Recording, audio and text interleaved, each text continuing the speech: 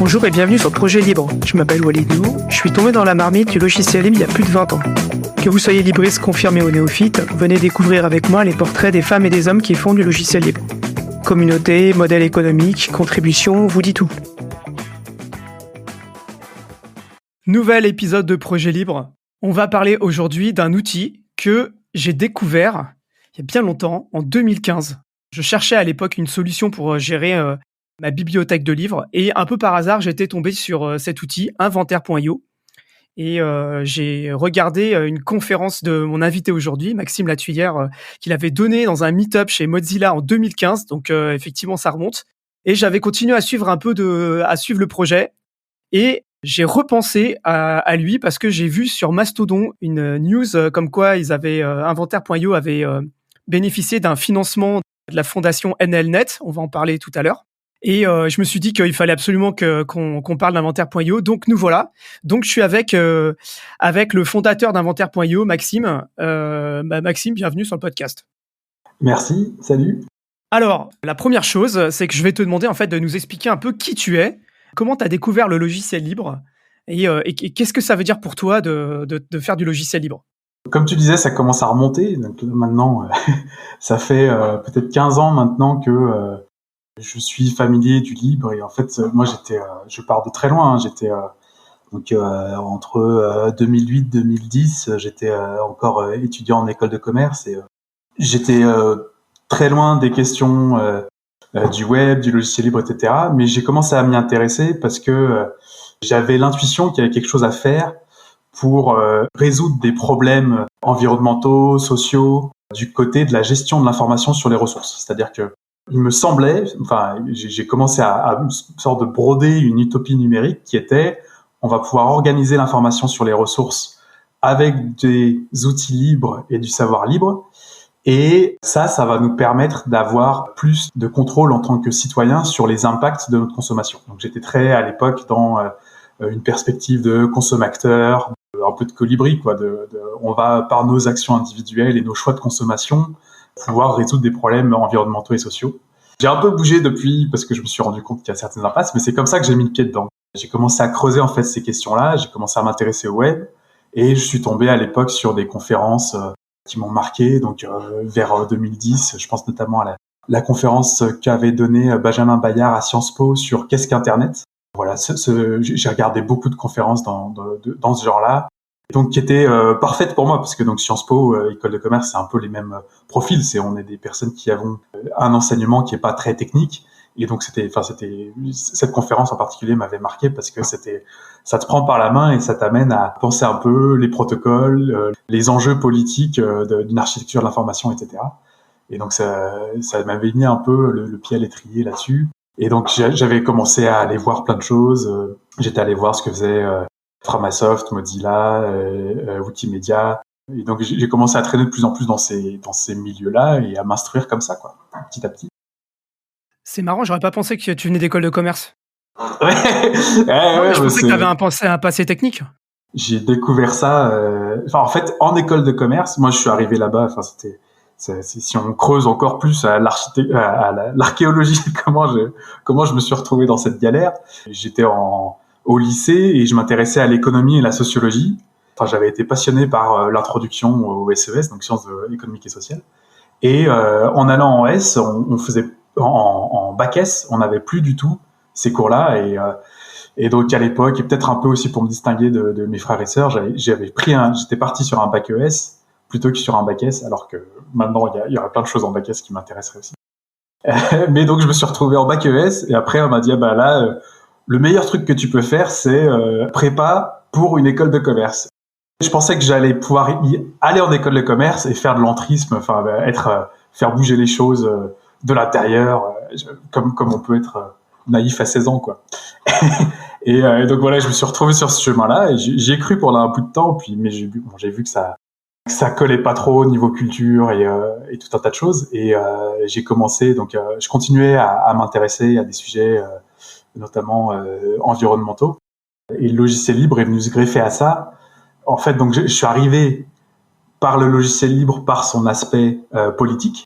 Et progressivement, c'est le logiciel libre qui m'a fait aussi quelque part me donner les outils d'émancipation technique, c'est-à-dire que toute la communauté, et c'était peut-être même encore plus fort à l'époque, te poussait au cul pour installer Linux plutôt que ton Windows.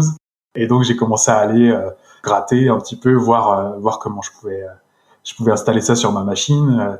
Et donc progressivement, j'ai pu me rendre compte que finalement, le pas pour passer d'un profil pas technique à technique, en ayant après des connaissances, et après j'avais quand même certaines appétences techniques, je faisais du montage vidéo, je faisais déjà ce genre de bidouille là.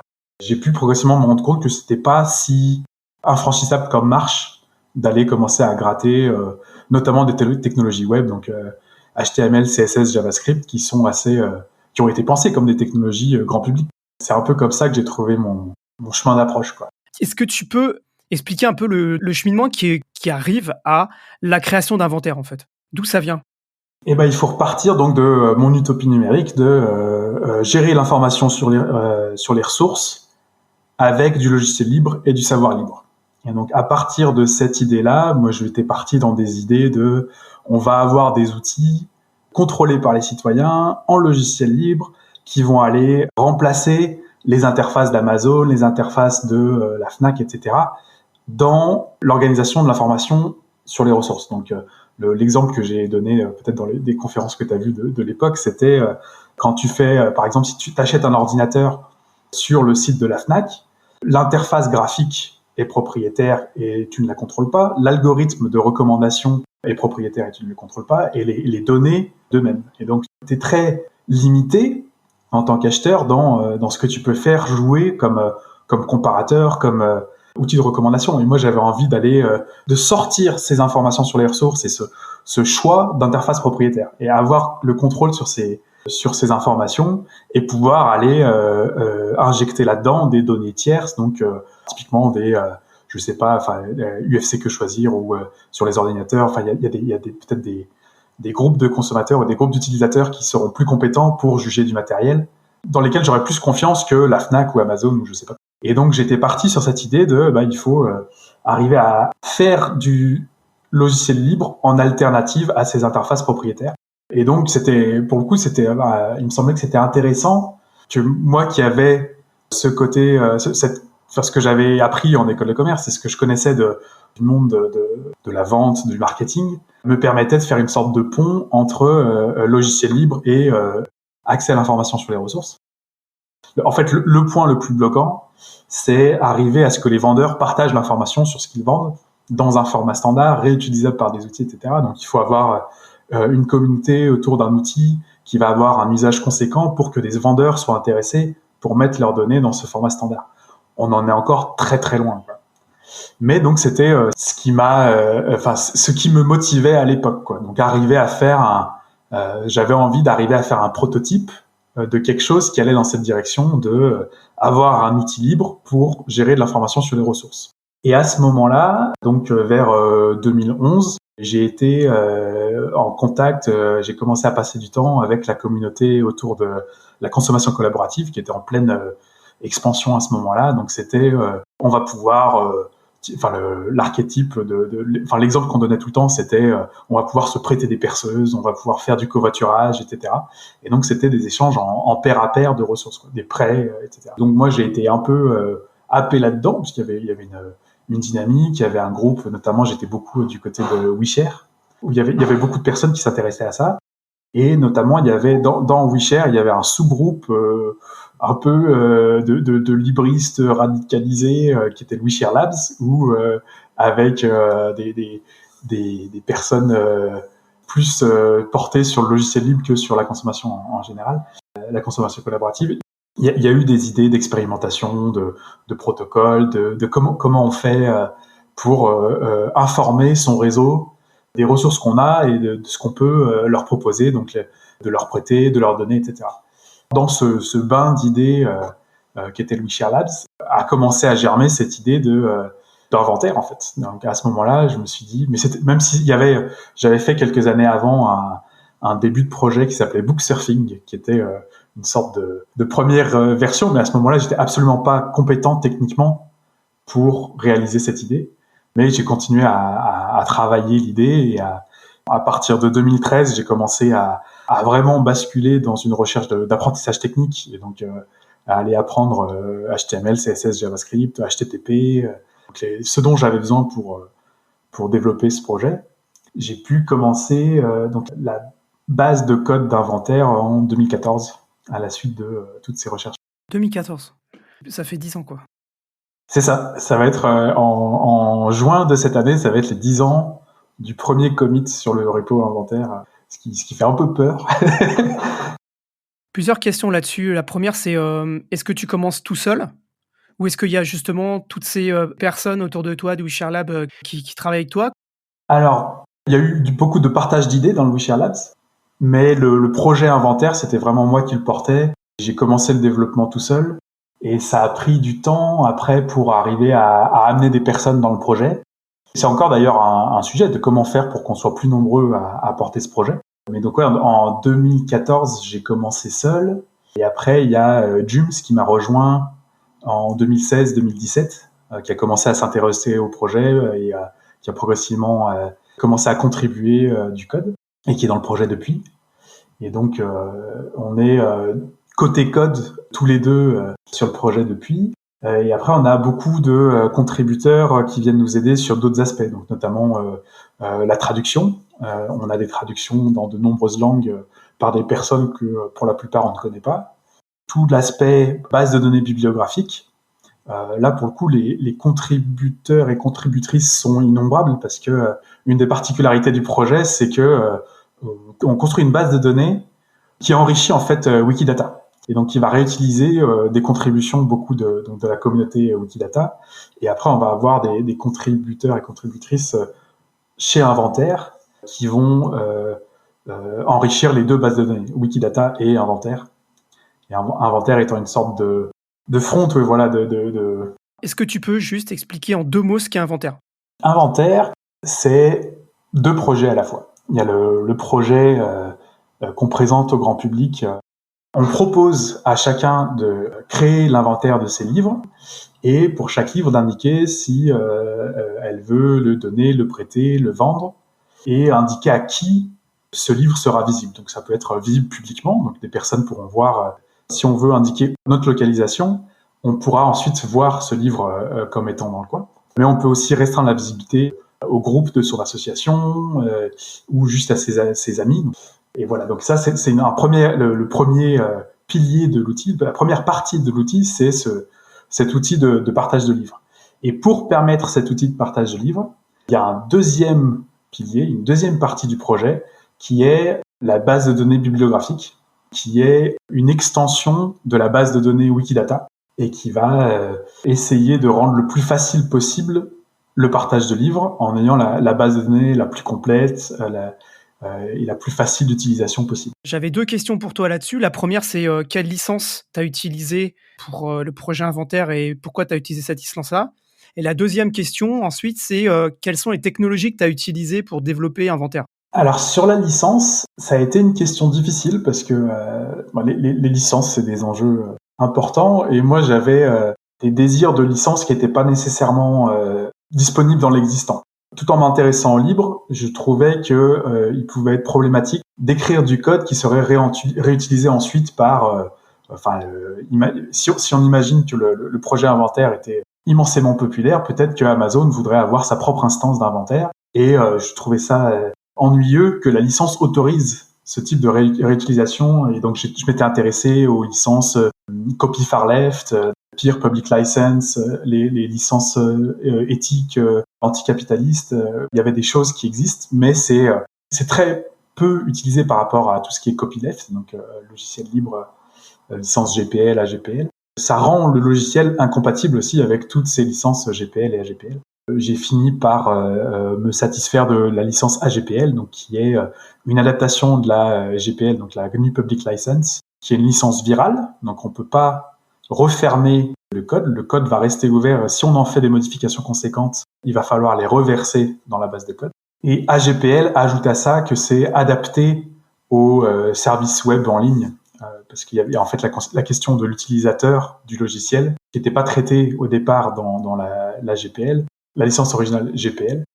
et qui est traité dans le AGPL. Ça a l'air de marcher suffisamment pour que Google considère cette licence comme toxique et refuse d'utiliser tout logiciel sous licence AGPL. Donc ça a l'air de marcher. Voilà, on continue avec ça et pour le moment, il n'y a pas de raison d'en changer. Et les technologies que tu utilises ? Les technologies qu'on utilise sont nombreuses. Je vous recommander le site stack.inventaire.io où on détaille donc assez finement toutes les technologies qu'on utilise. Les plus importantes, c'est JavaScript côté serveur, donc avec Node.js et Express, et côté client avec, alors historiquement, j'étais parti en 2014 avec ce que j'avais appris à ce moment-là, qui était Backbone. Et là, depuis 2019, on a commencé à partir de Backbone et on va vers Svelte.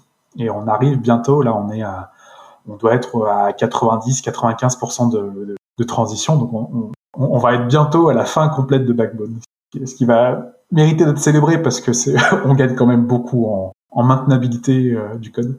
Ça, oui, pour les aspects JavaScript. Ensuite, côté serveur, on utilise une base de données CouchDB. Donc, c'est du NoSQL. On stocke du JSON directement dans la base de données. Et Elasticsearch pour tout ce qui est recherche. LevelDB pour tout ce qui est mise en cache. La seconde partie dont j'aimerais qu'on parle, c'est la partie financement. Donc, ce que je comprends, c'est qu'en 2014, quand tu as commencé, en gros, il n'y avait pas vraiment de modèle économique autour d'Inventaire. Comment ça a évolué, en fait ? Comment est-ce que tu finances, ou vous financez Inventaire ? Alors, de 2014 à 2018, ça n'a pas été financé. J'ai eu la chance, en fait, en 2014, j'ai participé avec Michael Foseux à un concours qui était organisé par la FING, où on nous demandait de faire un prototype d'une application qui fonctionnerait avec Cozy Cloud. C'est quoi la FING ? C'est la Fondation Internet Nouvelle Génération. D'accord. Alors c'était, parce que je suis pas complètement sûr que ça existe encore. Mais donc ils organisaient ce concours-là et ils proposaient un prix pour donc proposer des applications qui utilisaient des données dans Cozy Cloud. Donc c'est en faisant ce concours-là que moi j'ai adopté complètement la stack technique de Cozy Cloud qui était Backbone, CoffeeScript, CouchDB. Donc pour les besoins de ce concours-là, j'ai appris toutes ces technos-là que ensuite j'ai directement réutilisé dans l'inventaire et j'ai pu toucher 7 000 € de prix de la FING pour le proto qu'on avait fait en récompense pour ce prototype. Et ensuite j'ai vécu de manière frugale avec ces 7 000 € en vivant la moitié du temps chez mes parents, la moitié du temps dans des communautés à droite à gauche, notamment en Allemagne, où il y avait des approches donc très frugales sur la récupération alimentaire, donc récupérer les invendus, et être beaucoup, dans le partage des ressources. Et donc j'ai pu vivre de manière frugale avec donc ce que j'avais gagné au concours. J'ai touché un peu de RSA parce que j'ai jamais été employé. Ça a été très court en 2013. Mais depuis, j'avais pas été employé, donc j'avais pas le droit au chômage. Ensuite, j'ai pu avoir un financement pour les besoins d'inventaire. Je développais aussi des outils pour travailler avec Wikidata. Et donc, j'ai pu avoir un financement de Wikimedia pour travailler sur certains de ces outils. J'ai pu avoir peut-être 8 000 € pour travailler pendant 6 mois sur ces outils. Est-ce que tu peux rappeler, pour les gens qui sauraient pas, ce que c'est que Wikidata ? Wikidata, c'est, la manière un peu simpliste que j'ai de le présenter en général, c'est le Wikipédia des données. C'est-à-dire qu'on a un wiki, donc une base de données que chacun peut venir modifier, enrichir. Et là où Wikipédia vous propose de modifier du texte, et donc de partager de la connaissance par du texte, Wikidata va vous proposer de modifier des données structurées. C'est-à-dire qu'on va avoir un sujet qui va avoir une propriété et une valeur pour cette propriété. Par exemple, FOSDEM va pouvoir être un sujet et on va pouvoir dire FOSDEM, nature de l'élément, événement, périodicité annuelle, site web, et on va pouvoir renvoyer vers le site web. Donc c'est plus du texte, c'est du sujet, propriété, valeur. Et ça permet pas mal de choses. Ça permet en premier lieu, donc Wikidata est en premier lieu au service des projets Wikimedia. Wikipédia, qu'on connaît bien, mais aussi Wikisource, Wiktionary, Wikimedia Commons et d'autres. Et donc Wikidata va permettre de rendre disponible de la donnée mutualisée pour ces différents projets. Et donc le Wikipédia en vietnamien n'a pas besoin d'être mis à jour pour avoir la dernière valeur de le nombre d'habitants de Lyon, parce que une personne va pouvoir venir sur Wikidata, mettre la dernière valeur pour nombre d'habitants à Lyon, et ça va pouvoir mettre automatiquement à jour la valeur sur tous les Wikipédia qui réutilisent les données Wikidata. Donc ça, c'est le premier but de Wikidata. Et ensuite, il y a un objectif de réutilisation des données à l'extérieur également. Et donc, il y a des projets, notamment beaucoup dans la recherche. Donc, il y a le collectif Wikisite qui avait travaillé beaucoup là-dessus sur la réutilisation des données Wikidata en recherche. Il y a le site Scholia qui permet aussi d'accéder aux données dans Wikidata sur tout ce qui est les articles de recherche, les auteurs de ces articles, qui cite qui, etc. Donc il y a beaucoup de travail dans ce sens-là, et il y a des projets comme Inventaire qui vont pouvoir aller réutiliser une partie des données Wikidata qui les intéressent. Donc dans notre cas, c'est tout ce qui est sur les auteurs, leurs œuvres, les maisons d'édition, etc.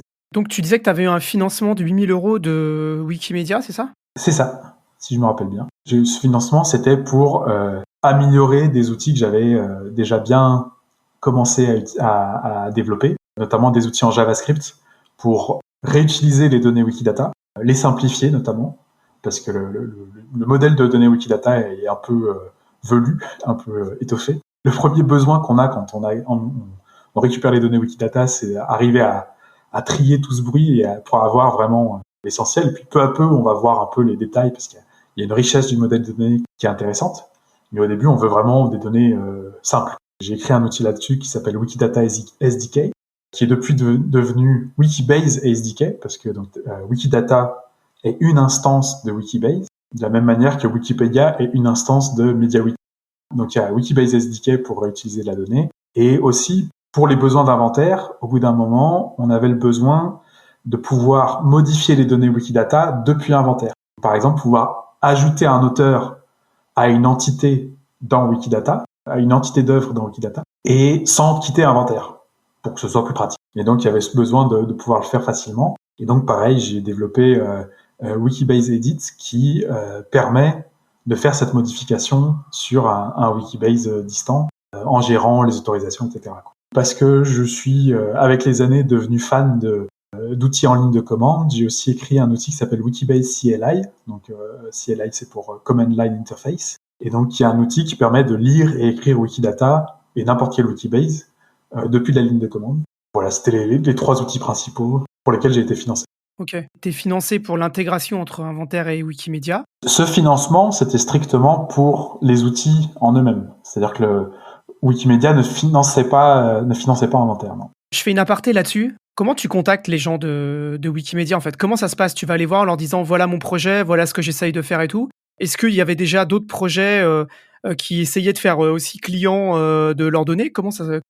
Pour le coup, c'est une partie importante de la vie du projet Inventaire. C'est que dès 2015, j'ai essayé de me rapprocher de la communauté Wikimedia parce que je voyais que justement il y avait des choses à faire ensemble, qu'on avait à travailler ensemble, et il y avait des intérêts mutuels à travailler ensemble. J'ai eu l'immense chance, donc à ce moment-là, moi j'habitais à Lyon, et le hackathon Wikimedia cette année-là, en 2015, était à Lyon. Alors que c'est un hackathon qui se passe chaque année dans une ville européenne différente. Et donc j'ai pu, en m'en rendant compte au dernier moment, aller les voir et aller discuter avec l'équipe Wikidata. Et donc j'ai pu commencer à partir de là à discuter, à échanger. Et je suis revenu au hackathon suivant et on a pu échanger comme ça. Et donc en 2018, je connaissais suffisamment de monde et je me sentais légitime pour envoyer une proposition. Et ensuite cette proposition, il y a un appel à commentaires de la communauté pour savoir si cette proposition est intéressante pour Wikidata, pour Wikimedia. Et là, j'ai eu la chance d'avoir le soutien d'une grande partie de personnes que j'avais rencontrées dans ces événements-là et qui connaissaient mon travail, qui avaient pu voir l'évolution d'Inventaire et des outils, et donc qui m'ont recommandé dans ce financement. Donc ça part d'une rencontre physique, quoi. Pour beaucoup d'entre eux, ouais. Ok, je referme cette parenthèse. Qu'est-ce que tu as eu ensuite comme financement? En 2019-2020, donc avec Dreams, on a travaillé. Alors on a fait une prestation en fait. On n'était pas financé pour Inventaire, mais on a fait une prestation pour la BNF et la BES qui voulaient expérimenter sur l'usage de Wikibase pour leurs besoins de base de connaissances. C'est quoi l'ABES? C'est l'Agence bibliographique de l'enseignement supérieur. D'accord, ok. C'est eux qui gèrent notamment le SUDOC, qui est une base de données bibliographiques de l'enseignement supérieur, où tu vas retrouver toutes les informations sur, notamment je crois que c'est eux qui font le site thèse.fr, donc où il y a toutes les informations sur les thèses, les doctorats, etc. Et donc ils ont une initiative de mutualisation de données, et ils voulaient expérimenter sur la possibilité d'utiliser Wikibase à cet usage. Et de la même manière, j'avais rencontré une personne de l'ABES qui m'avait invité à candidater pour cet appel d'offres. Et donc, on a été choisi et on a pu avoir un financement donc pour une prestation. Donc, quelque part, c'est une prestation qui a fait qu'on ne travaillait pas sur Inventaire à ce moment-là, mais en même temps, ça a pu nous financer, travailler, avoir des financements comme ça et pouvoir continuer à travailler sur Inventaire. Et donc ça, c'était en 2018-2019. Et à partir de 2020, là, on a eu une autre personne qui s'appelle Elekin qui nous a recommandé de candidater pour les financements NGI, donc qui sont Next Generation Internet. Donc c'était NGI Zero, qui est une sous-partie donc de NGI qui vise à financer notamment du logiciel libre. Et à l'époque, c'était donc NGI Zero Discovery. Donc il y a plein de noms, donc on s'y perd un petit peu. Mais Discovery, c'était très porté sur tout ce qui était recherche, et notamment ils étaient très intéressés par tout ce qui pouvait être intégration ActivityPub. On va en parler après, c'est un sujet pour les auditrices et les auditeurs qui suivent un peu le podcast. On en a déjà parlé avec Peertube, on en a parlé aussi avec Castopod. Voilà, c'est un sujet assez récurrent, les financements via NGI et la fondation AnelNet. Donc en fait, finalement, t'as candidaté à un des appels, c'était via AnelNet, c'est ça? C'était via AnelNet, ouais, c'est-à-dire. Ouais, c'est ça. Donc tu remplis un formulaire, quoi. C'est ça. Sur le site web d'AnelNet, il y a régulièrement des appels à candidature. Et donc, AnelNet, en fait, fait partie d'un consortium. Donc, il y a plusieurs organisations dans ce consortium, dont Petite Singularité, dont fait partie Elekin. Donc, ce consortium va recommander à différents projets. Il va faire connaître ce moyen de financement à la communauté du libre. Et donc, ça a commencé à financer pas mal de projets, donc comme tu le disais. Mais après, oui, c'est AnelNet qui gère.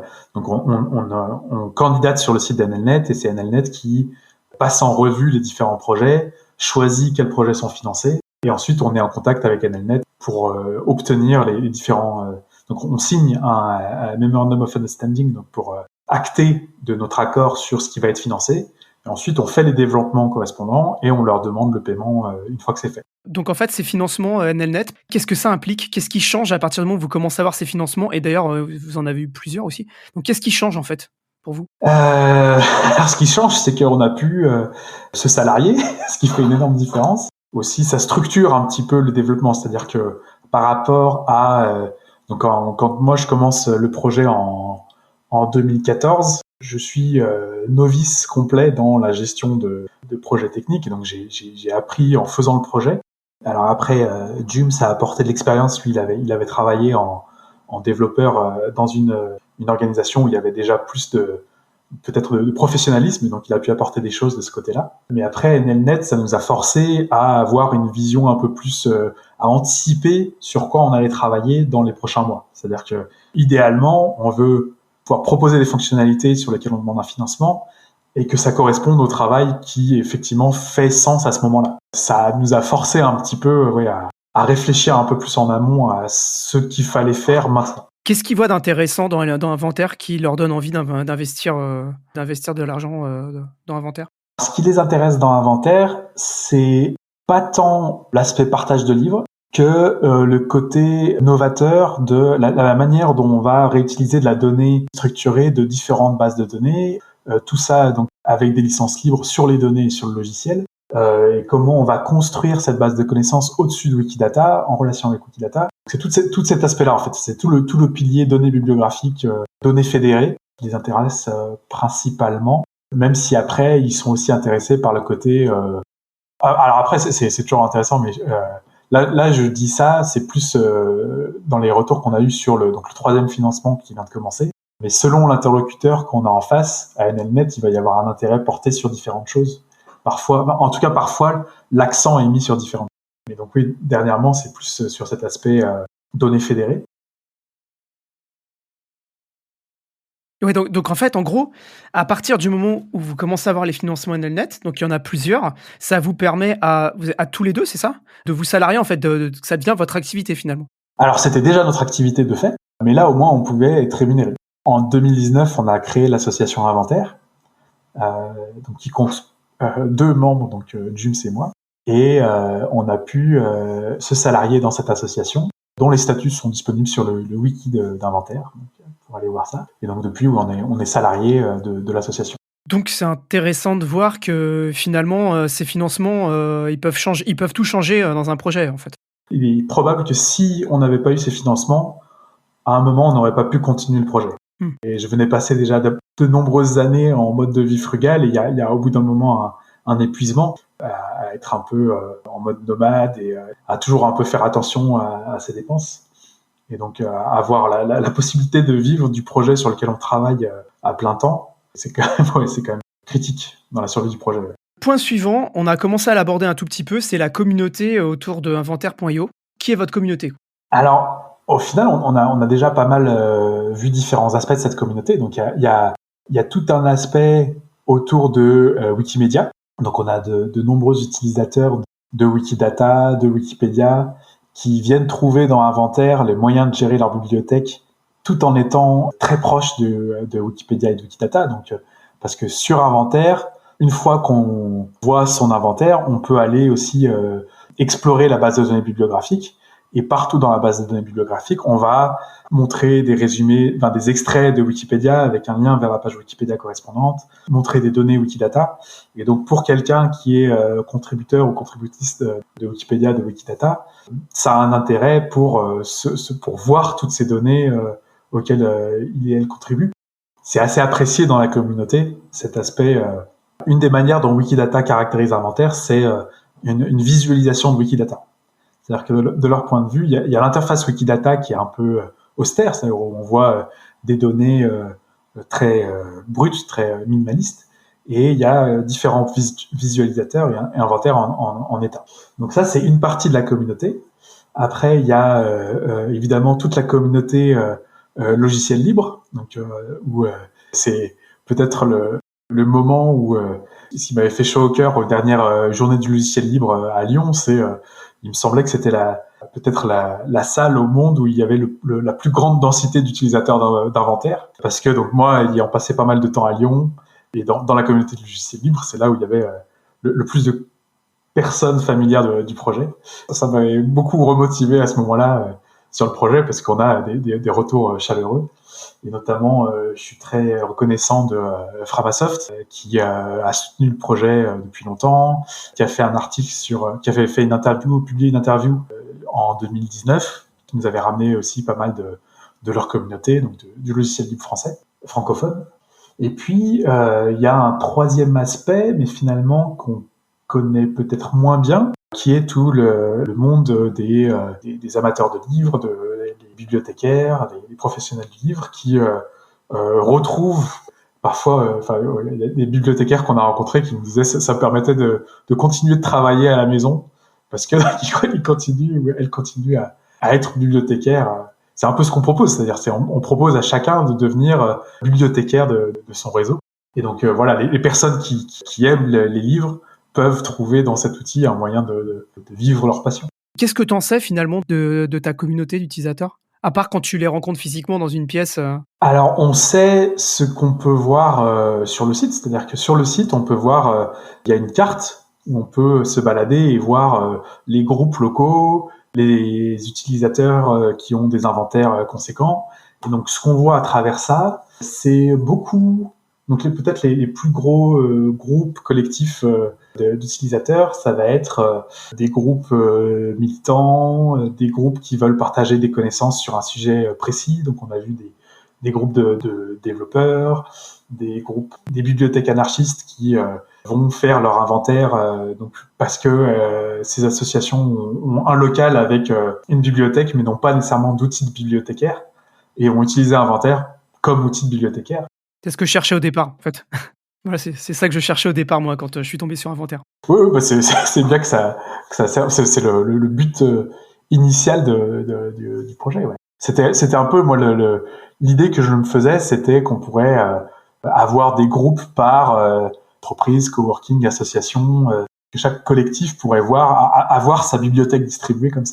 Est-ce que les utilisateurs, ils sont majoritairement francophones ou est-ce qu'ils sont répartis dans plein de pays différents?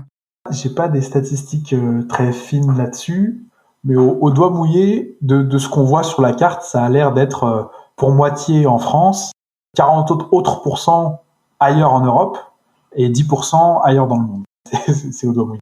Et alors, la dernière question que j'ai sur la partie communautaire, c'est en tant que projet, inventaire, qu'est-ce qui donne comme outil à sa communauté pour pouvoir interagir avec le projet? Est-ce qu'il y a une forge? Est-ce qu'il y a un forum, un canal de discussion? Enfin, qu'est-ce que... Alors, on a différents outils. Dans les premiers moyens de contact qu'on a, en général, c'est soit par email, parce que donc le site propose un mail de contact, soit par les réseaux sociaux, donc notamment présent sur Mastodon, Fediverse.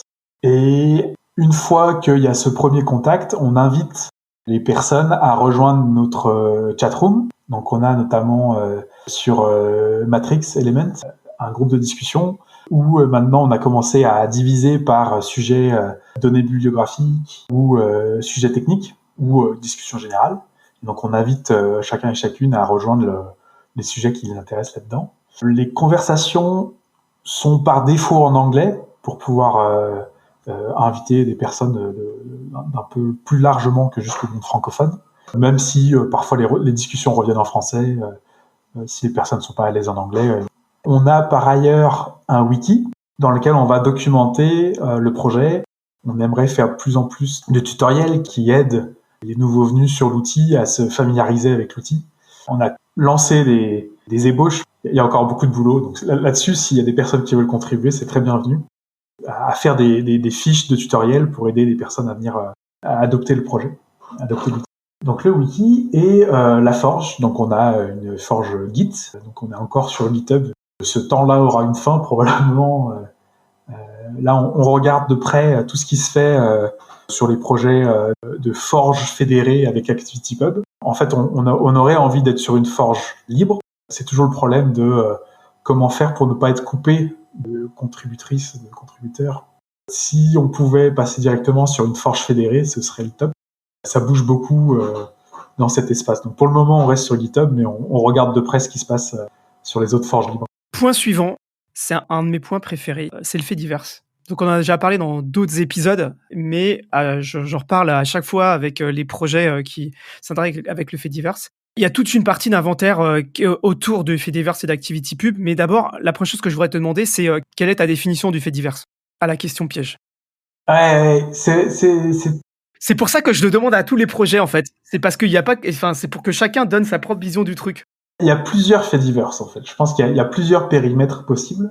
La définition la plus large, c'est l'ensemble des réseaux sociaux fédérés, donc autour de protocoles de fédération. Et donc aujourd'hui, on entend notamment parler d'ActivityPub, mais avant ActivityPub, il y avait déjà des diasporas, des friendika. Il y avait déjà des choses qui existaient et qui se considèrent comme faisant partie du fait divers ou au minimum de son histoire. Parce qu'aujourd'hui, c'est vrai que beaucoup de choses se passent autour d'ActivityPub. Donc c'est peut-être la deuxième définition aujourd'hui du fait divers, qui est donc tous ces outils, ces réseaux sociaux qui échangent avec le protocole ActivityPub. Alors, ma deuxième question là-dessus, c'est quelle est la place d'inventaire dans le fait divers? C'est une question compliquée parce que ce qu'on voit qui marche très bien sur le fait divers, c'est donc typiquement Mastodon. Donc c'est de l'échange de microblogs, donc de l'échange de notes. Donc d'un point de vue technique d'ActivityPub, c'est le logiciel qui publie des notes. Les serveurs se notifient les uns les autres des nouvelles notes disponibles et on a un flux d'informations, d'activités. Et donc pour cet usage-là, ActivityPub a l'air de marcher. Alors il y a des critiques à faire sur la viabilité à l'échelle de ce mode de fonctionnement, parce qu'on voit par exemple des instances qui, ayant un espace disque limité, sont obligées de supprimer des notes de l'historique après 2 ans peut-être, suppriment ce qu'elles ont localement.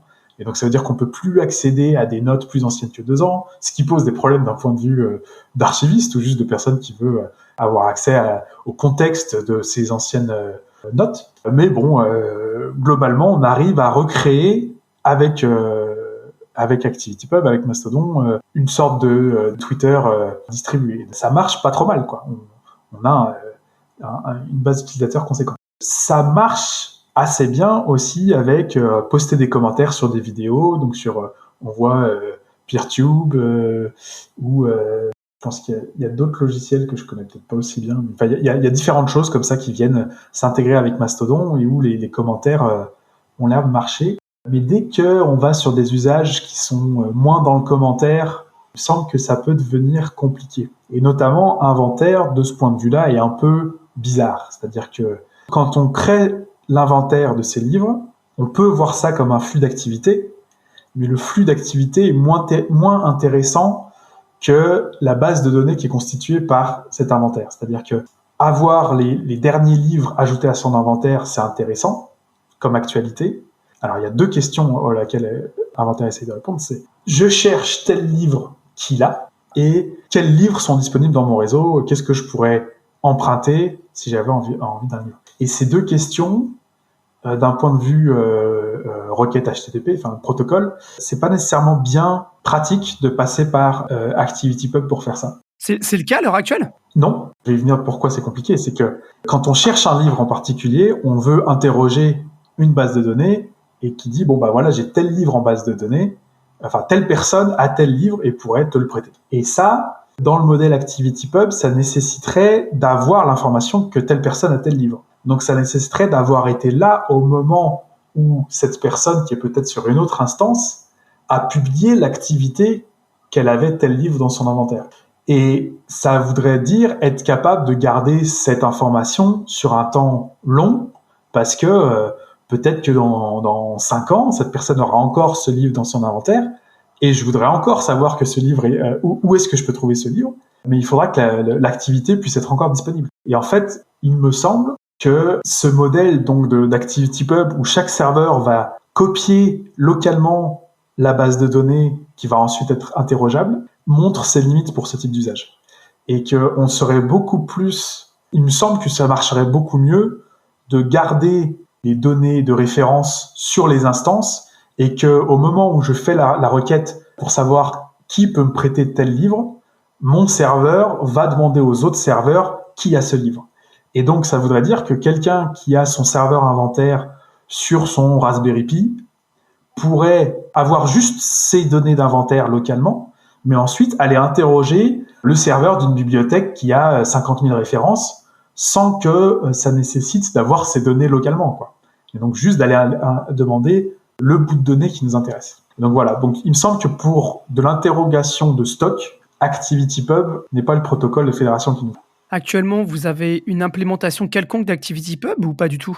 On a une implémentation d'ActivityPub qui vise à partager les activités des inventaires. C'est-à-dire, alors, quand on a fait le choix de rendre son profil fait diversable, c'est un neologisme qu'on a inventé, donc on peut aller dans ses paramètres et rendre son profil fait diversable.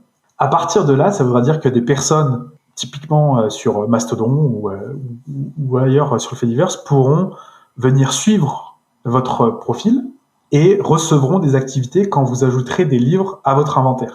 Ça, c'est un aspect. Et donc ça, c'est du flux d'activités. Ça permet de savoir les nouveautés dans les inventaires des personnes qui nous intéresseraient. Il n'y a pas de notion de commentaire.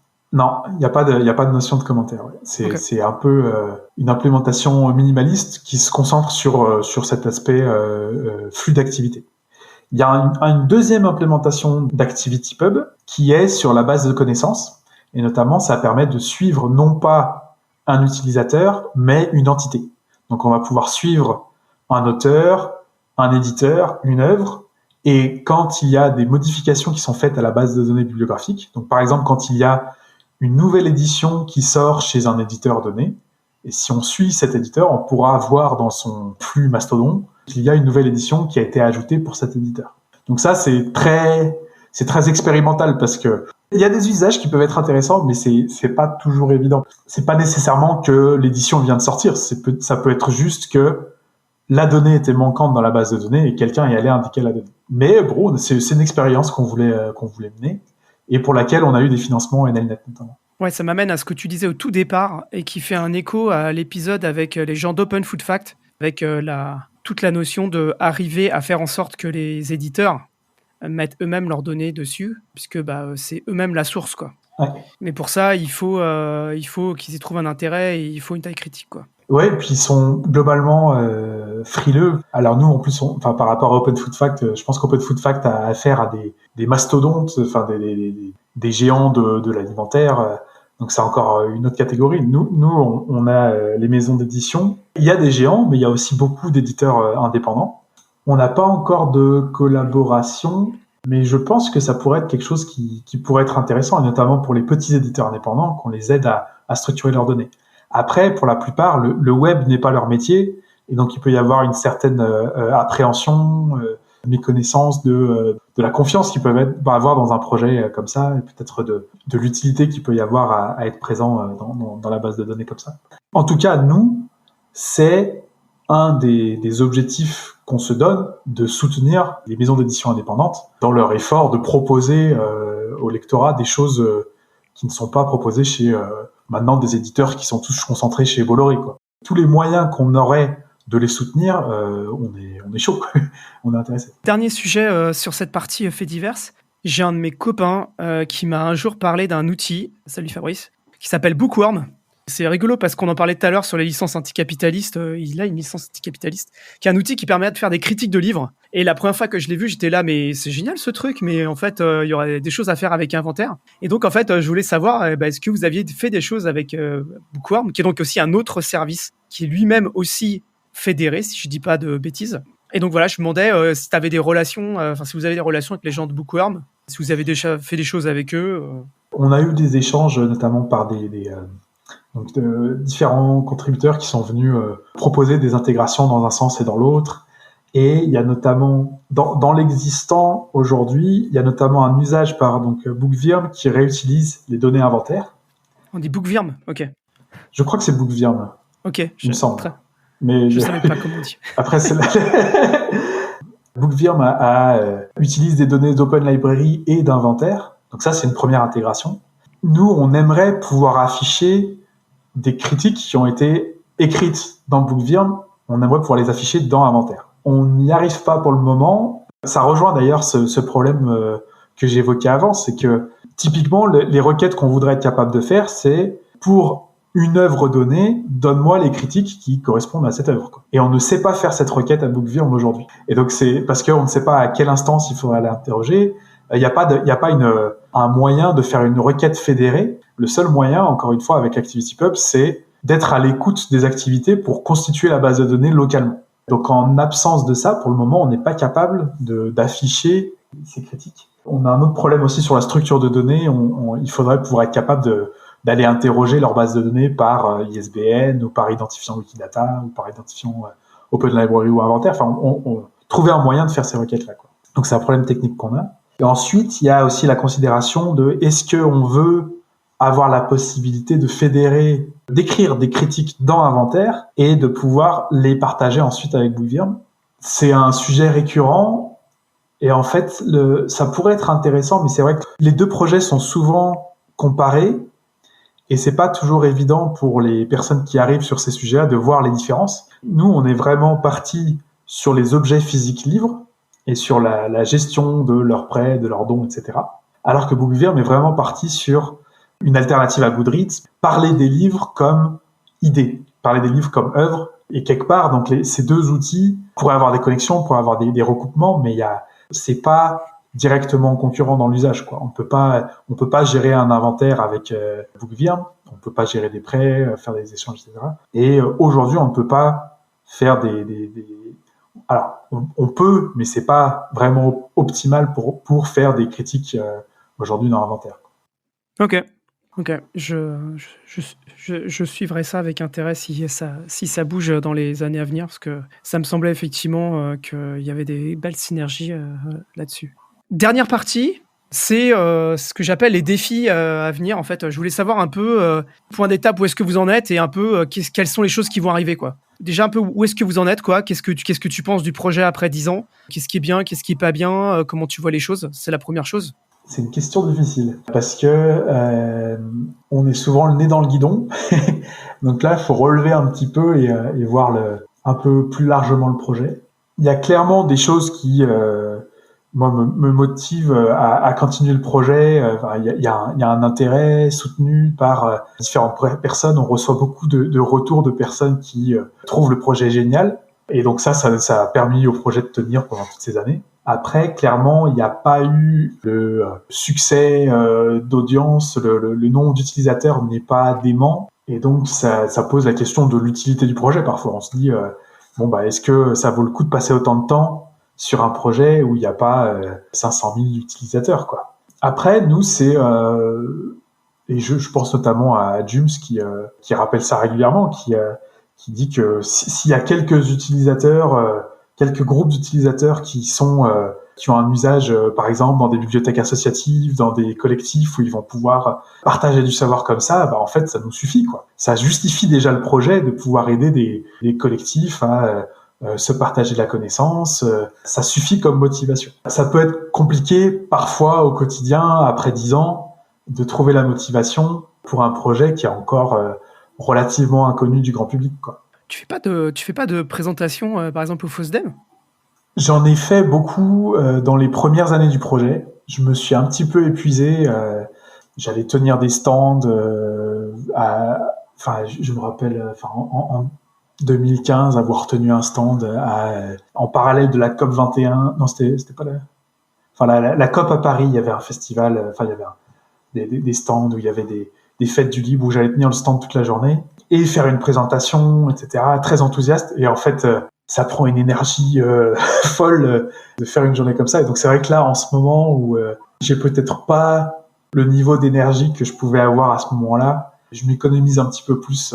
Et donc là, au FOSDEM, j'y suis allé un petit peu plus pour picorer, pour discuter avec des personnes et disponible pour discuter, mais je me sentais pas l'énergie d'aller faire une présentation, ce qui supposait en plus de bloquer des mois à l'avance. Ça peut être compliqué, quoi. Et là-dessus, c'est vrai que c'est un des aspects. Ça m'apparaît clairement qu'il y a un besoin de relais, il y a un besoin qu'il y a des énergies nouvelles qui viennent se rejoindre le projet pour que des personnes aient encore quelque part l'envie d'aller voir tout le monde pour en parler. Et, parce que peut-être que nous, on fatigue au bout de 10 ans, quoi. Tu viens effectivement de répondre à une partie de ma question suivante, donc qui était les défis, en fait. Quels étaient les défis pour les mois, années à venir du projet ? Premier défi, avoir du 109. Est-ce que tu vois d'autres défis, d'autres gros défis à venir ? Alors, il y a les défis. Donc là, on vient de signer un accord avec NLNet pour les développements sur l'année à venir. Donc, dans les défis à venir, il y a tout ce sur quoi on s'est mis d'accord, et notamment, il y a la décentralisation. Jusqu'à aujourd'hui, il y a le site inventaire.io qui est l'instance principale, et à ma connaissance, l'unique instance, notamment parce que on a plus ou moins découragé à créer d'autres instances en disant, en l'état, c'est pas nécessairement une bonne idée. Et la raison pour ça, c'est que créer de nouvelles instances aujourd'hui, c'est repartir d'une base de données bibliographique vide. On a Wikidata qui est toujours disponible, mais on ne réutilise pas tout le travail d'amélioration des données bibliographiques qui est fait sur inventaire.io. Et donc là, l'un des grands chantiers, ça va être de permettre à de nouvelles instances de se créer, tout en réutilisant les données d'inventaire.io. Et donc, il est possible que les deux piliers du projet dont je te parlais en introduction soient plus nettement séparés à l'avenir. Et donc, qu'on ait un autre site qui soit dédié aux données bibliographiques et que la partie inventaire puisse être plus facilement décentralisée. Et donc, on pourra avoir plusieurs instances d'inventaire et donc de gestion de son inventaire de livres qui réutilisent des données mutualisées, données bibliographiques mutualisées. C'est peut-être le plus gros challenge pour l'année. Et après, on a beaucoup de challenges sur la manière dont on va pouvoir améliorer les interactions avec Wikidata, parce que c'était un défi un peu fou de se lancer dans un projet qui utilise une base de données contrôlée par un autre projet. Ça suppose de se mettre dans les choix de modèles de données de l'autre projet, etc. Et ça pose des difficultés pour lesquelles aujourd'hui on a un certain nombre de réponses. Le projet a eu le temps de mûrir là-dessus, et parfois aussi des rustines. Et il y a des choses qu'on voudrait améliorer, et c'est aussi des grands chantiers où on va essayer de résoudre des problèmes qu'on a identifiés maintenant depuis un certain nombre d'années sur la manière dont on interagit avec Wikidata pour pouvoir améliorer la manière dont on réutilise des données, ou aussi on va pouvoir partager plus de données avec Wikidata. notamment les données d'édition. C'est peut-être les deux plus gros challenges à venir pour le projet d'un point de vue technique. Et après, il y a ces défis techniques. Ouais. Et on a, comme tu le disais, il y a un défi organisationnel et de communication. Parce que c'est vraiment, je pense, ce qui pêche peut-être le plus aujourd'hui. Donc, c'est notre difficulté à ramener des nouvelles personnes dans le projet. C'est-à-dire qu'on est très heureux de toutes les contributions qu'on a dans les données bibliographiques, dans les traductions, mais il y a encore très peu de personnes qui viennent aider sur du code. Et un de nos espoirs, c'est qu'avec la décentralisation, on va arriver à débloquer ça. Parce que on espère que des personnes pourront installer le logiciel inventaire et du coup voir comment elles pourront améliorer leur instance et donc venir contribuer. Donc ça, c'est un de nos espoirs sur l'aspect contribution au code. Et ensuite, il y a tout un enjeu de communication où on a bricolé, nous, des stickers, des flyers, mais c'est encore très petit et on en distribue peu, on en imprime très peu. Il y a tout un travail peut-être à faire là-dessus de communication et d'aller chercher les moyens de faire connaître ce projet qui est maintenant, parce que pendant un certain nombre d'années, j'ai peut-être freiné en disant non mais c'est pas prêt, et je pense que maintenant on est à un niveau de maturité où on peut amener des personnes du grand public sur l'outil sans qu'elles se cassent les dents sur des bugs, etc. Donc je pense maintenant c'est peut-être le bon moment pour mettre un coup d'accélérateur sur la communication. Et le problème, c'est que nous, on est le nez dans la technique, et donc on n'arrive pas à prendre ce temps pour faire de la com. Donc c'est là aussi, on a peut-être besoin d'aide, de nouvelles énergies là-dessus. On arrive à la fin de l'entretien. Je voudrais passer à une petite conclusion. Et en conclusion, je voudrais te demander 2 questions. La première, c'est comment est-ce que tu présenterais en 1 ou 2 phrases Inventaire à un utilisateur qui ne connaît pas? Qu'est-ce que tu lui dirais? Alors ça va dépendre de l'utilisateur. J'adapte en général la présentation au public. Tu prends quelqu'un t'es en soirée, tu prends quelqu'un qui connaît pas, dont tu connais pas le passé technique, comment tu l'expliques en 2 phrases ou 3 phrases, qu'est-ce que fait Inventaire? L'inventaire permet de faire l'inventaire de ses livres, pour donc chaque livre dire si on veut le prêter, le donner ou le vendre, et choisir à qui peut voir ensuite cette ressource. C'est une manière de présenter le projet. Et une autre manière de dire la même chose, c'est en fait que c'est un outil qui permet de construire des bibliothèques fédérées. On va arriver à ce que des collectifs puissent avoir une bibliothèque commune distribuée, et donc que chacun devienne le bibliothécaire du reste du réseau. On aide les collectifs à faire des bibliothèques distribuées. C'est une autre manière de voir le projet. Deuxième question, comment est-ce que tu présenterais Inventaire à un développeur de logiciels libres? Qu'est-ce que tu lui dirais en quelques phrases? Que c'est un projet très riche de tout un tas de questions et que c'est passionnant parce que on va aller jongler sur tout un tas de briques techniques, sur des questions de données structurées, fédérées. On va faire du Sparkle, du HTTP, du ActivityPub. On a maintenant des questions de décentralisation, de comment on va faire pour arriver à publier du logiciel qui va pouvoir être réutilisé par différentes personnes, et donc avoir des questions de comment on fait pour rendre cette maintenance distribuée la plus facile possible. Et on va avoir toute la question de la fédération autrement que par ActivityPub. Donc pour répondre à toutes les questions que je posais sur comment on fait pour interroger différentes instances sur ce qu'elles ont en base de données. Donc on a des questions sur par quel protocole passer pour faire ces requêtes fédérées. Peut-être que ça peut être du DHT, donc Distributed Hash Table. Peut-être que ça peut être d'autres protocoles pair à pair. Il y a plein de défis techniques. Et après, il y a toute la partie données bibliographiques où il y a la modélisation pour tous ceux qui sont fans de livres, de bandes dessinées, de mangas. Il y a tout un tas de choses à faire sur comment on fait pour représenter la donnée. Passer de la complexité du réel dans un modèle de données à peu près cohérent vous intéresse, il y a des choses à faire.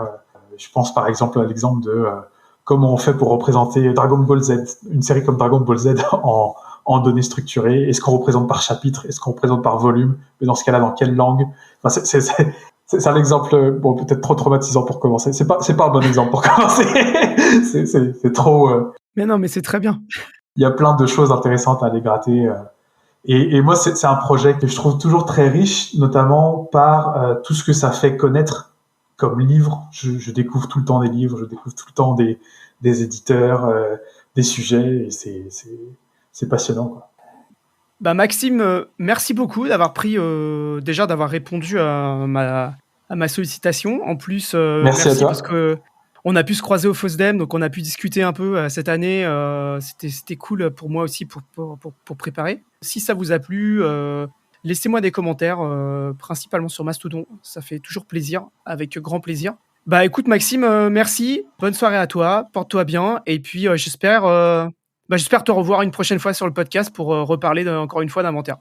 Eh ben, avec plaisir. Merci à tous les auditeurs et rejoignez-nous dans le chat. On espère vous voir nombreux.